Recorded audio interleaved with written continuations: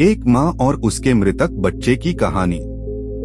दोस्तों, एक स्त्री अपने बच्चे को लेकर रोती हुई गौतम बुद्ध के पास आती है और कहती है, प्रभु, मैं बहुत आशा से आई हूँ।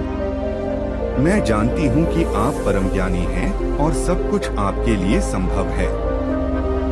इसीलिए कृपया मेरे मृत बच्चे को जीवित कर दीजिए। मैं आपका यह उपकार कभी नहीं भूलूंगी।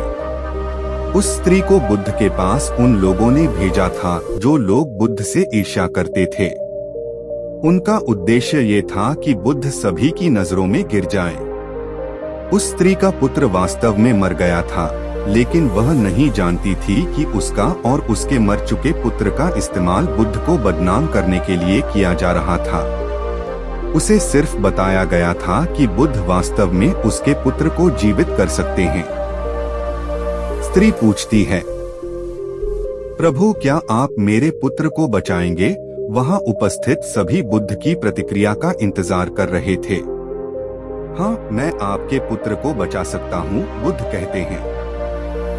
बुद्ध की बात सुनकर सभी लोग चौंक जाते हैं, लेकिन वह महिला खुश है। फिर बुद्ध कहते हैं, लेकिन आपको कुछ करना होगा।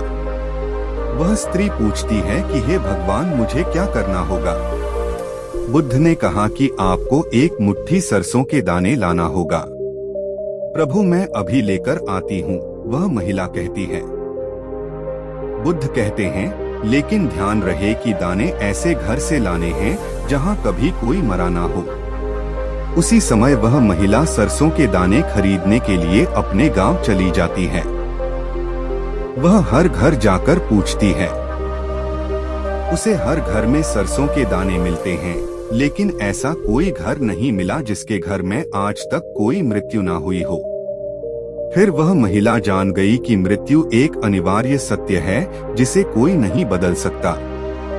वह महिला बुद्ध से मिली और कहती है कि वह इस बात को कहीं न कहीं जानती तो थी, लेकिन स्वीकार नहीं करना चाहती थी।